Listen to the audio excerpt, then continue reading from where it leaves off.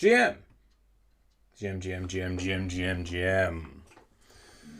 Welcome everybody. This is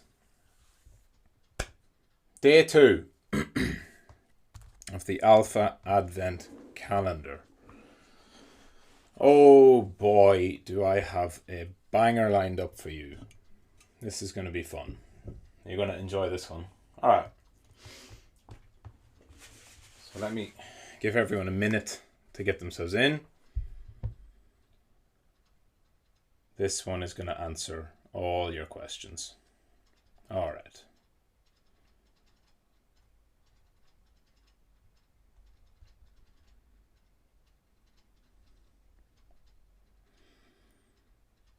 Okay, 1 sec.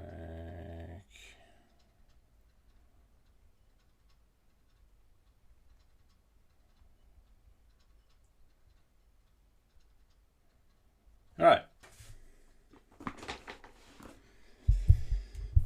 Let's get into it. GM.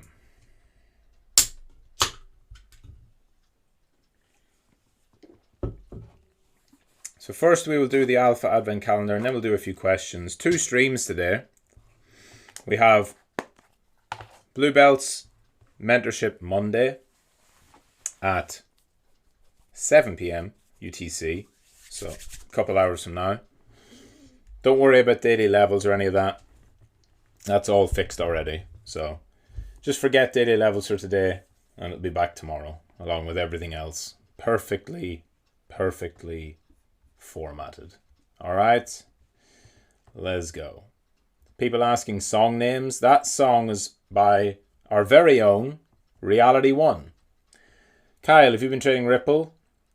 Guys, I haven't had a chance to even look at the market today. I've been dealing with technical difficulties, to say the least.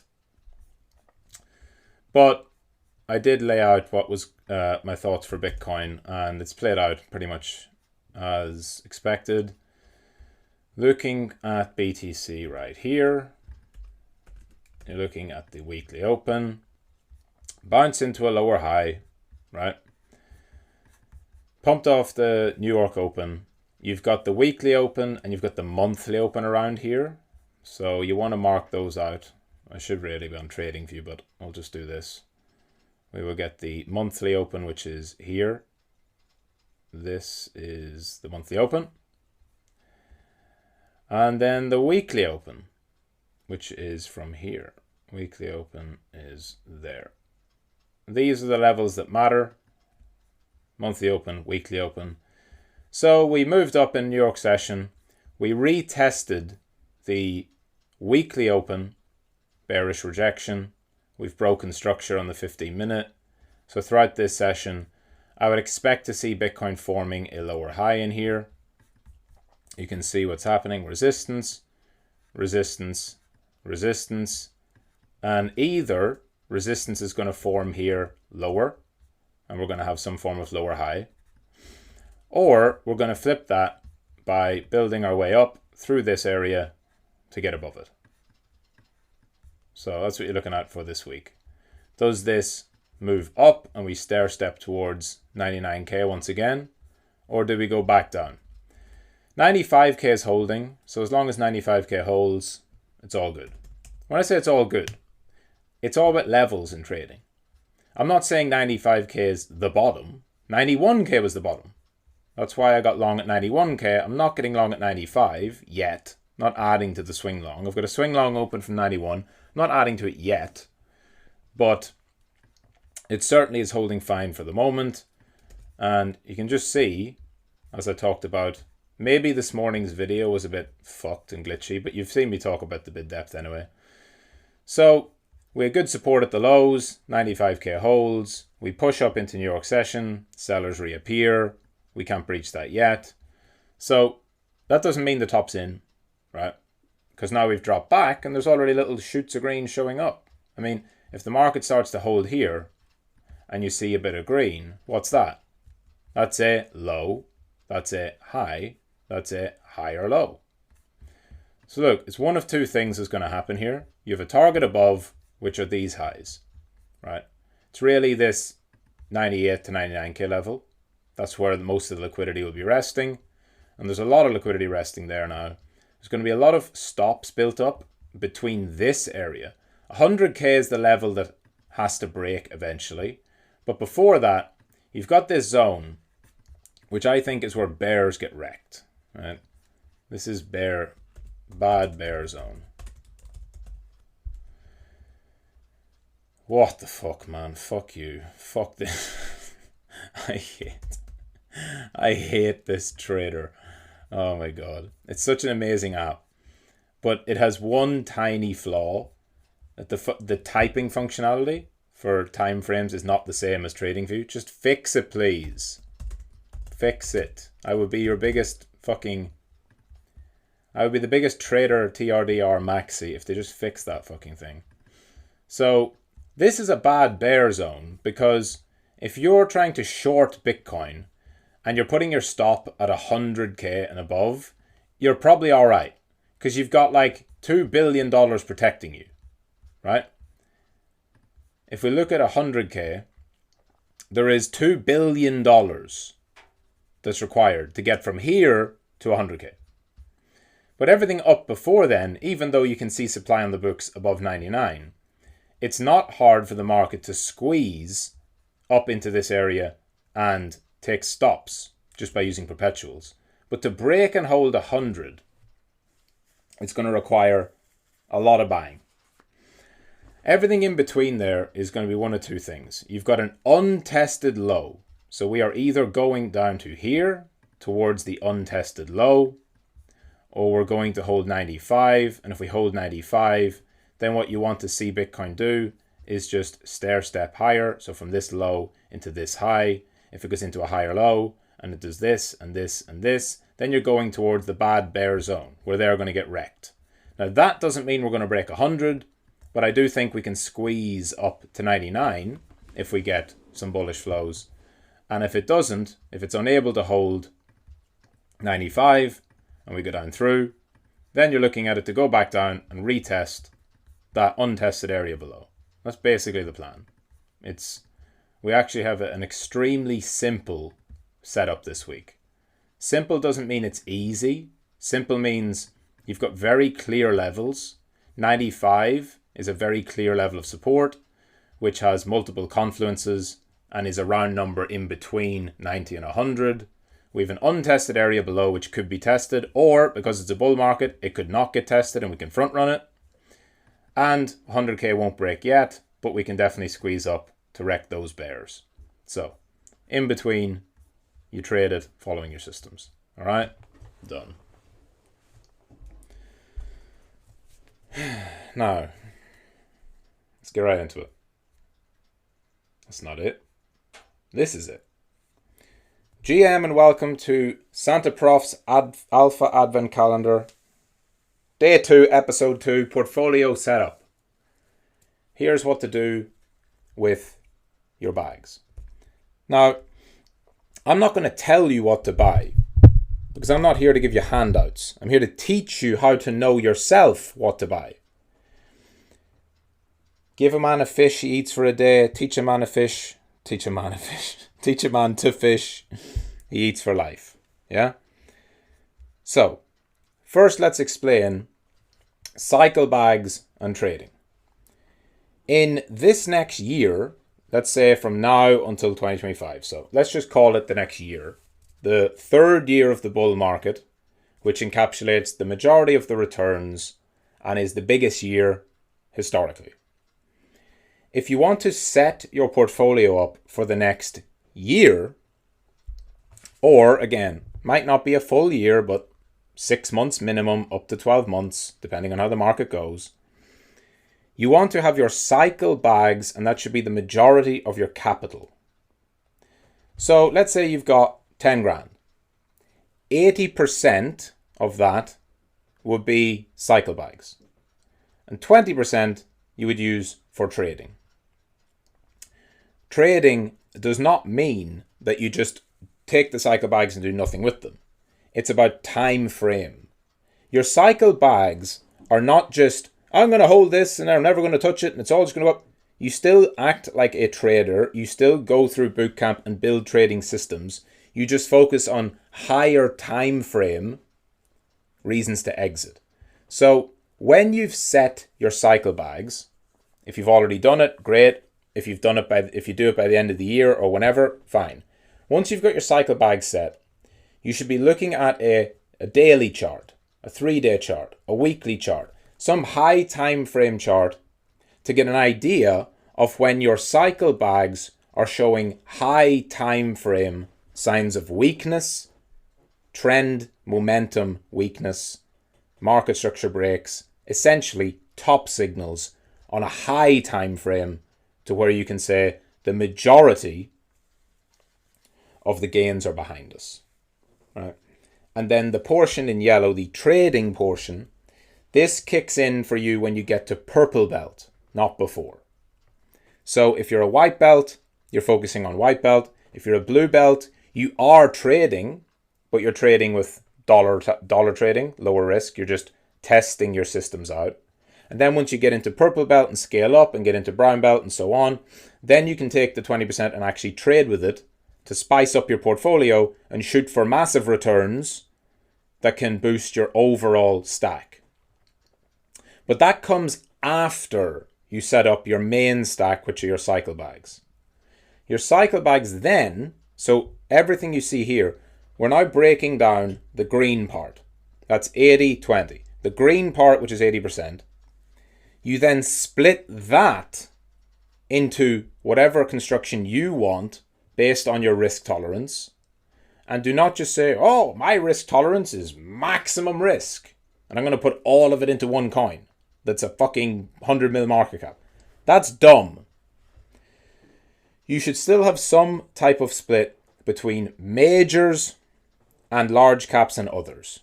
Now, I'll explain the general logic behind it and some very rough ideas. You must have majors as the base of your cycle bag. That can be Bitcoin, ETH, Sol. It could be all in Bitcoin. It could be a split between Bitcoin and ETH. It could be a split between Bitcoin, ETH, and Sol, or whatever you want to do. If you want to go all in Sol with your major stack, then you're taking higher risk. So there's more downside risk. There's probably potentially higher reward.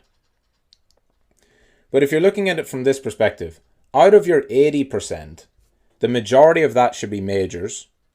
So let's say you want to have a split, like I mentioned in trading analysis yesterday, over here.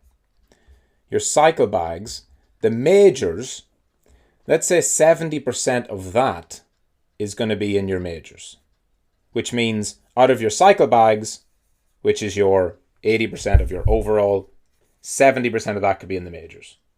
Yeah? So if you had 10K, for example, if you had 10K, that would mean 8K goes into the cycle bags and 2K goes into trading. Right? That's what we're talking about here. So when I talk about splits, we're only looking at this part. We're only looking at the 80%. So forget the trading part for the moment.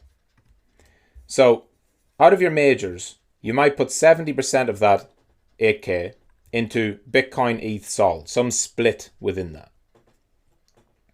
You then want to take the other 30% and buy stuff that is lower cap with much higher growth potential that you feel can outperform so that it grows your overall cycle bag stack and allows you to buy more of the base asset, which is Bitcoin.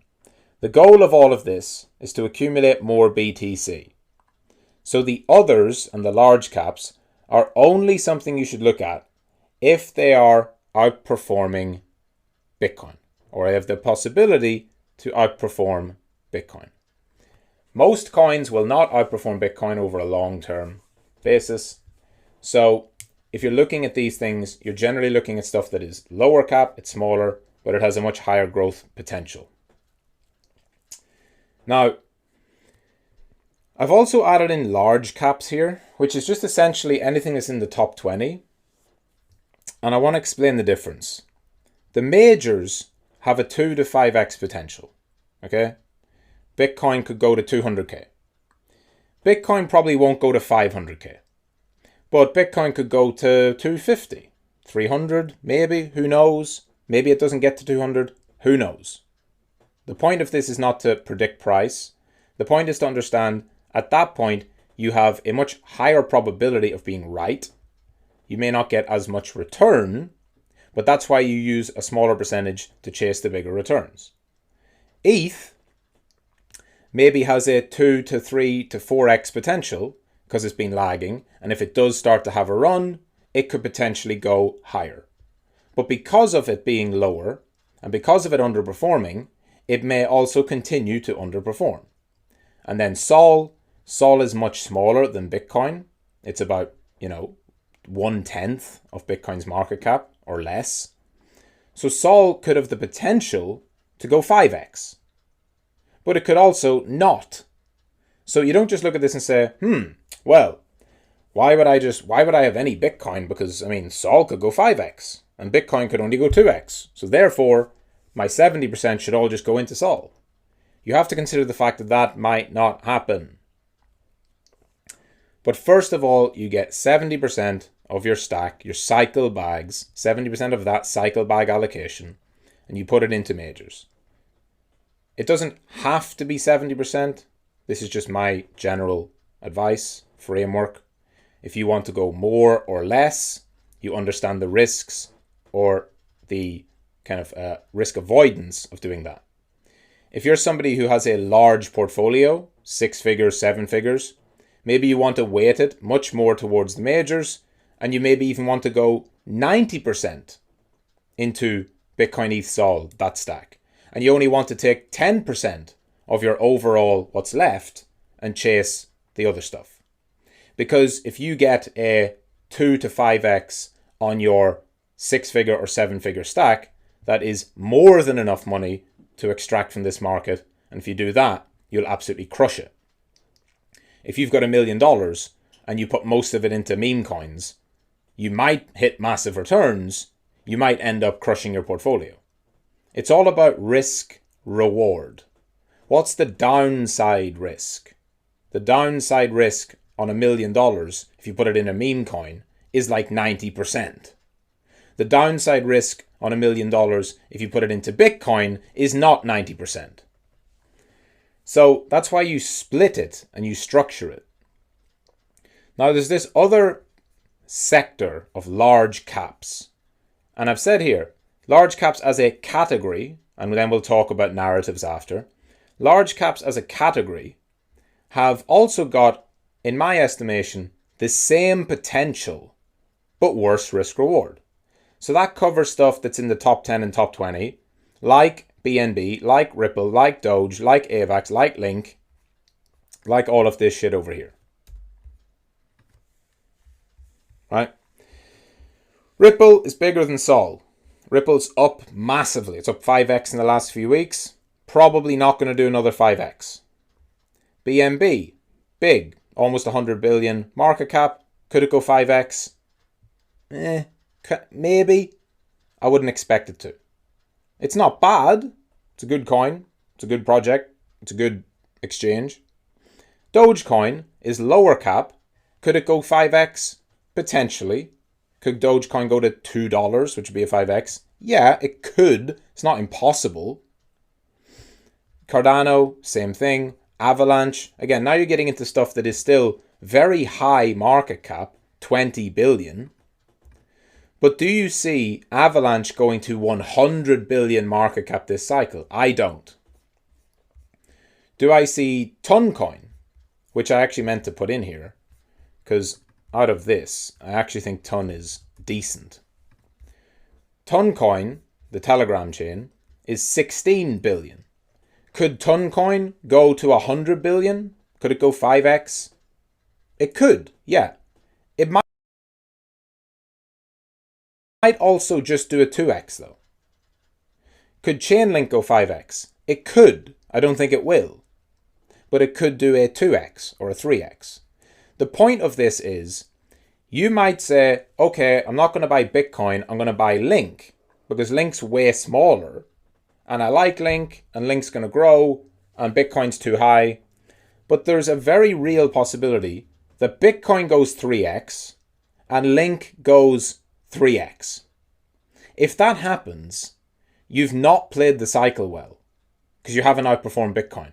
And you've taken the massive risk of owning something with way higher volatility to the downside, only to return the same on the upside. And so when you compare these things against their BTC charts, like Link, you want to look at this from a high time frame basis and then zoom it out to like a monthly and say, do I think that Chainlink can outperform Bitcoin in this cycle to an extent where, remember, we've got only a year to do this.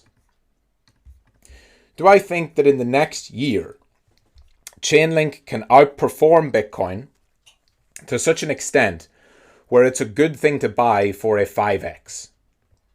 I would not choose Chainlink for that.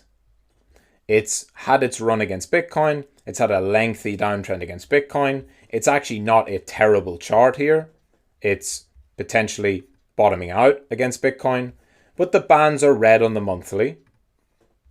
The monthly EMAs are bearish, the 50 month, and it's not showing signs on anything on a monthly basis that would show that it's set to outperform.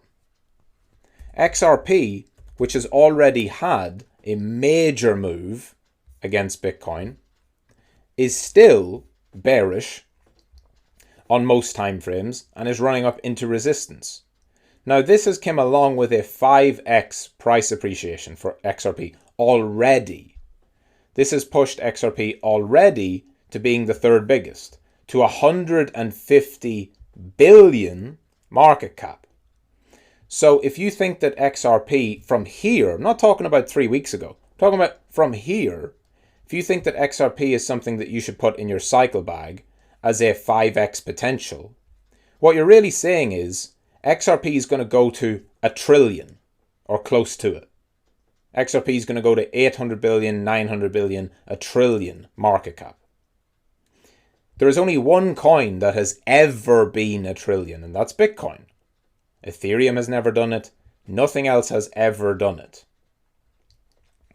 It doesn't mean it's impossible, but that's why I say it's a worse risk reward to chase something that is essentially old tech that may have a bit of relevance, a bit of narrative, a bit of hype, but how much future potential does it have? So that for all of these fall into that category, to where I don't think they can go 20x, 10x, 50x. I think some of these, and I'm sure at the end of the cycle, some of these large caps will go 2 to 5x. But I also think that Bitcoin, ETH, and Sol will go 2 to 5x. And I have much higher confidence that Bitcoin, ETH, and Sol can do that. Not saying Bitcoin goes to 500k, but I'm saying that Bitcoin, ETH, and Sol as a basket could do 2 to 5x. And if the large caps did the same thing as a basket together, you're better off in the majors, because the majors have a much higher probability of doing that. So it's always been the case, and I don't see why this would change, that your majors, your top three, your Bitcoin, ETH, Sol. It used to just be Bitcoin and ETH, now Sol has joined the party.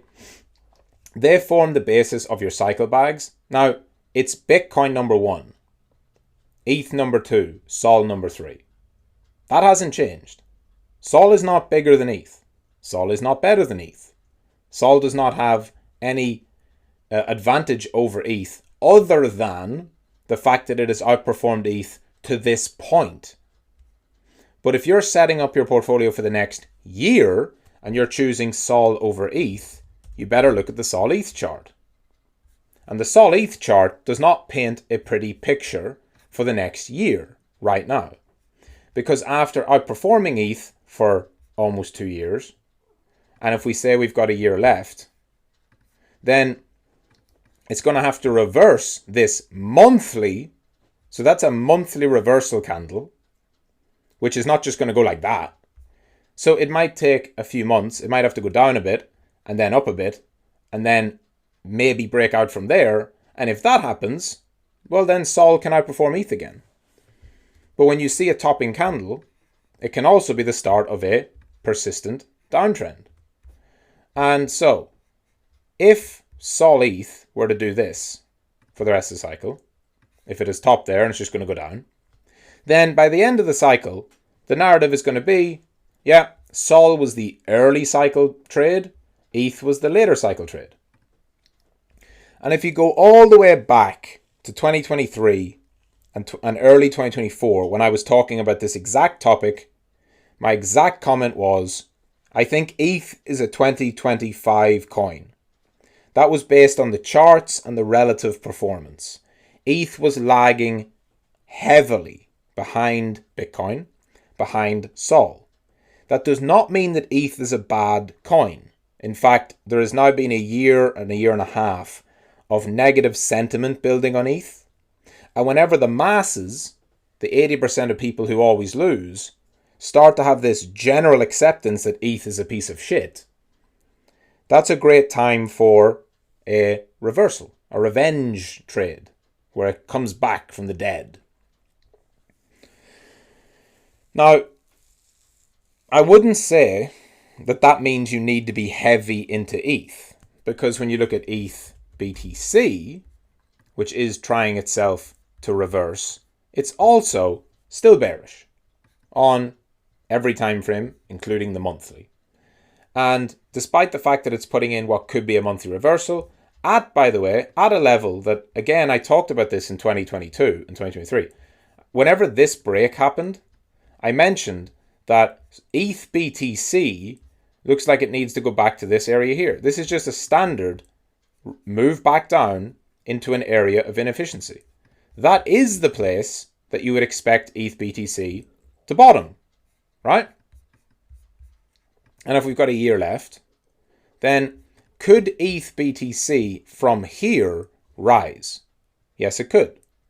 It might take a few months, and then it starts to move up. And I think ETH BTC will not be an outperformer of Bitcoin by the end of the cycle overall, because anybody who went into ETH in the last bull market is still down against Bitcoin. But from here, right, from here to the end of the cycle, if ETH BTC did this, ETH would outperform Bitcoin from here. So that might mean that Bitcoin goes to 250k, which is a 2.5x, but ETH goes 4x, and ETH goes to 12k or whatever, right? Not calling these price targets, I'm saying that that's how performance works. That's how outperformance works. You have to then consider that for all of your majors. So as you want to set it up for the cycle, you want to have your cycle bags and understand that the main thing is to make more Bitcoin. If you've got 10 grand right now and you put it into Bitcoin and Bitcoin goes up 3x, that would be 30 grand. If you have 10 grand now and you split it up in any other different format, you want to make sure that at the end of the cycle, you have more than the 30 grand that Bitcoin would have given you.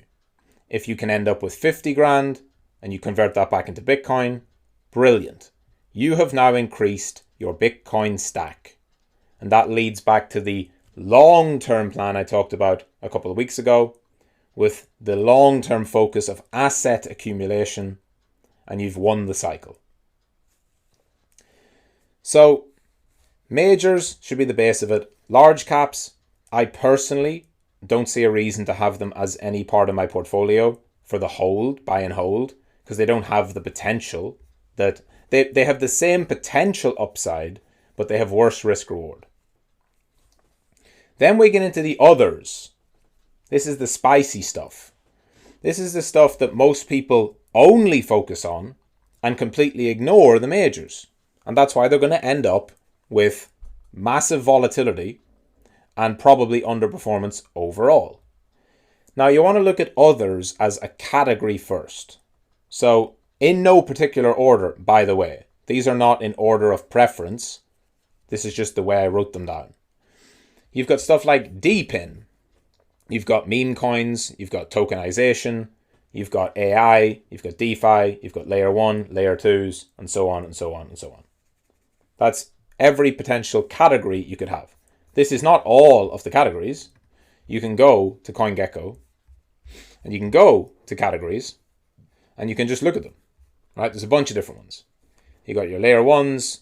There's a lot of stuff here that's not actually a category. It's like someone's portfolio, like A16Z and all the fucking other ones. But you've got different sectors of crypto, memes, right? Centralized exchange tokens, DeFi overall. You've got liquid staking. You've got infrastructure. You've got AI. You've got DePIN, like I mentioned. You've got layer 2s. You've got gaming. You've got so on and so on and so on and so on. Real world assets, which falls into the tokenization category here, which is tokenization / RWA. It's really the same thing. And these are the things where you're looking at lower cap coins, stuff that is, you know, below, what would I say? Let's say they're going to be below, definitely below 10 billion market cap, more preferably below 5 billion and below a billion. Now, if it's below a billion and you're talking like the meme coins in the 10 million to 100 million to 500 million, that's where you're looking at the higher potential of upside. You're looking at the 10, 20, 30, 50, 100x.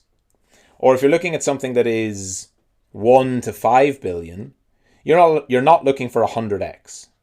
You're looking for like a 5x, a 10x, a 20x, maybe. But that would require, again, for something to go from 1 billion to 20 billion, it has to have an extremely strong narrative. It has to have huge potential. It has to have network effects, and it has to have growth. So, number 1, set up your majors. Get the core of your portfolio set, and then leave it. And then you want to do research into the others and see which you want to add in. I strongly suggest that if you're going to, let's say, add ton in, that you still have a base of, let's say, Bitcoin out of your 70%. Let's say you have 60% Bitcoin and maybe you say 10% ton. So you don't want ETH, you don't want Sol, you just want 60% Bitcoin, but you want to spice it up with ton because you think that ton could maybe go 5x or even more. Because ton is whatever, like 16 billion or whatever it is at the moment. Ton is 16 billion. Maybe you think that ton can get to 100 billion, which would be 5-6x. To get to 100 billion, it would be like equivalent of Sol. But Sol's going to grow as well. So it would be like the equivalent of Sol plus growth. It would be not beyond the realms of possibility. I mean, Telegram have 1 billion users. Ton Chain is something that could definitely have high growth potential. And again, all of this... Sorry about that. I should mute. Muting too late, again, as always. But you want to analyze this and say, okay, is this coin going to have potential this cycle? A lot of this stuff that's in the large cap category is only there because of what it did previously, like Cardano. Cardano was a $40 billion asset, but it did all of its price appreciation last cycle. So is it going to grow cycle over cycle? Probably not, as seems like a cash is pulling back. Cool. But look at ADA, right? Because ADA's 40 billion and it's had a nice pump, but everything pumps in a bull market. We'll take you back to last cycle. We'll go to the old Neo, right? Last cycle, this exact same stuff happened. You had these coins popping off that were actually a 2017 coin, and then they had their lower high bounce in 2021. And all they did, let's imagine like ADA is here, all that Neo did from that point was about 2x, 2.5x, right? So if you look at ADA and you say ADA's similar to that, where ADA had its big move in 2021, and this move, this cycle is going to be somewhere lower, and it's already done the majority of the move or most of it, If you do ADA as your cycle bag and it goes up and it does exactly what NEO did, then guess what? You're basically putting your money into something that goes 2x. At the same time, Bitcoin, if it goes 2x, 3x, and Cardano goes 2x, you do not want to be in Cardano. So you look at the Bitcoin chart. ADA against Bitcoin is again trash. Now, it will pump at some point, but cycle over cycle, these old shits are just going to go lower and lower and eventually bleed to zero. So that's why the old stuff is not as good. And you look at something like TON as an example, which is not old, it's new. It's first cycle. And on a monthly chart, TON has made a higher high. So TON is in a monthly uptrend with monthly green bands and is new. It hasn't had the big crazy move. Yeah? And then we're going to see something like this. We're going to see TON coin. If you look at it against Bitcoin, you'll see, how does TON look against BTC in terms of its relative performance? Not good, right? It doesn't seem to have, in fact, I need to look at this. Need to get a higher time frame view. All right. So there's TON against BTC on a monthly chart. Does that look like something that can outperform? It doesn't look too bad. I would need to see it do this probably. If it does that, then you're starting to look at TON potentially having an uptrend building against BTC to where you could say maybe this is going to be able to make a new high and that would allow it to outperform, and that could be something that is a portion of your portfolio that falls in there. Now, in the others, you're looking at the others as spicing up your portfolio.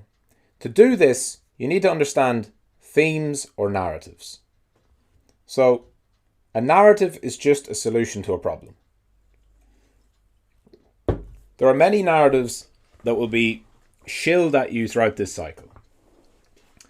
Bull markets move on stories. So, in bear markets, people get fearful about macro. In a bear market, everyone talks about recession this, and someone so-and-so's banning Bitcoin, and it's all going to zero, it's all a Ponzi, it's all crap. And believe me, when we're in 2026, and this is all gone to shit, they'll say the same thing about all these altcoins. And it's going to be, I thought this was the time for Cardano, but it turns out, nope, it's actually a piece of shit. So, if something's going to pump in a bull market, it needs to have a compelling story. This is as old as markets themselves. This is not a crypto thing. This is a stock market thing. Every market, whenever you get out of bear markets and you get into bull markets, it's all about stories, narratives.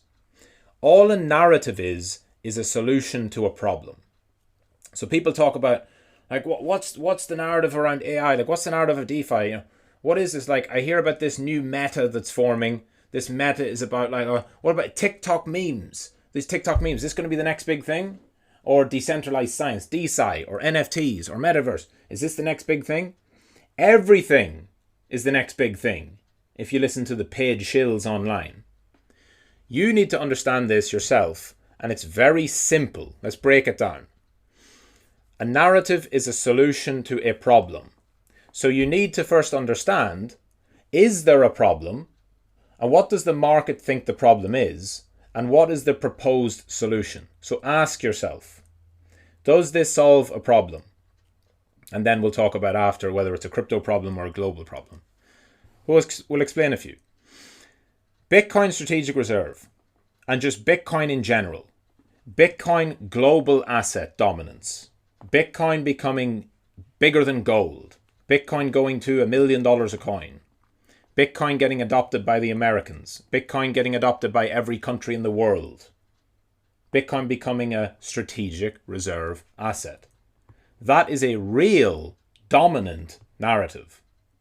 That narrative is a solution to a problem, a real problem. The problem is fiat reserves, the traditional system we have, which is just held up based on vibes, like I talked about yesterday. Fiat reserves are vulnerable to inflation because they print more money whenever they feel like it, and instability of the economy. So when you have money that is backed by nothing, you have instability. If you have money that is backed by something, like Bitcoin, like gold, etc., that is a hard asset. That is security, economic security, financial security, and prosperity. So the Bitcoin Strategic Reserve is not just some moon boy thing. It's a very, very real solution to a very, very real problem.